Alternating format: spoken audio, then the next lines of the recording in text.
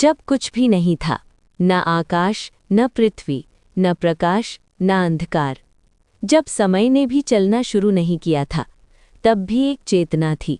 वो चेतना थी महादेव। भगवान शिव का जन्म किसी माता के गर्भ से नहीं हुआ। वे अजन्मा है, अनादि है, अनंत है। शिव वो सत्य है जो सृष्टि से पहले भी था और सृष्टि के बाद भी रहेगा।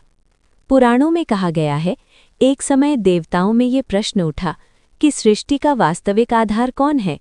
ये प्रश्न इतना गहरा था कि स्वयं ब्रह्मा और विष्णु के बीच विवाद हो गया।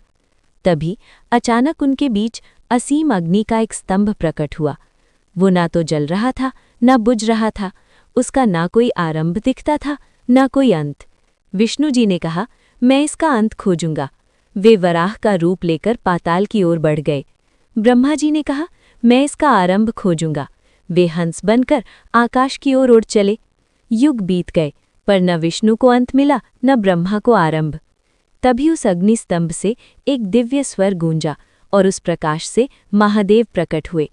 उनकी जटाओं से गंगा बह रही थी, मस्तक पर चंद्रमा विराजमान था, कंठ में कालकूट विष और नेत्रों में संपूर्ण ब्रह्मांड। शिव ने कहा, जिसे तुम खोज रहे थे वो मैं ही हूँ। न मेरा जन्म है, न मेरी मृत्यु। मैं ही सृष्टि का कारण हूँ और मैं ही उसका अंत हूँ। उसी क्षण ब्रह्मा और विष्णु ने अपने अहंकार को त्याग दिया। वो अग्निस्तंभ शिवलिंग कहलाया।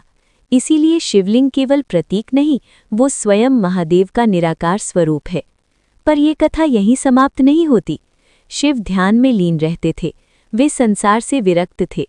तभी शक्ति ने निर्णय लिया कि वे मानव रूप में जन्म लेंगी, ताकि शिव को संसार से जोड़ा जा सके। माता सती के रूप में शक्ति प्रकट हुई और फिर पार्वती के रूप में पुनर्जन्म लिया। राजा हिमालय के घर जन्म लेकर पार्वती ने वर्षों तक तप किया, केवल एक उद्देश्य से, महादेव को प्राप्त करने के लिए। और जब शिव ने पार्वती को स्वीकार किया, तब सृष्टि को संतुलन प्राप्त हुआ। शिव न पिता है, न पुत्र। वे योगी हैं, वैरागी हैं और फिर भी गृहस्थ हैं। वे रुद्र भी हैं और शंकर भी, जो नष्ट भी करते हैं और रक्षा भी। इसलिए कहा जाता है, जब सब कुछ टूट जाता है तब भी शिव शेष रहते हैं। जब शब्द समाप्त हो जाते हैं तब भी ओम गूंजता है, और जब समय थम जाता है तब भी महाकाल जागृत रहते हैं। शिव का जन्म नहीं हुआ, क्योंकि शिव स्वयं जन्म और मृत्यु से परे हैं। आप लोग भोलेनाथ से प्यार करते हो तो वीडियो लाइक करो, चैनल को सब्सक्राइब करो। धन्यवाद।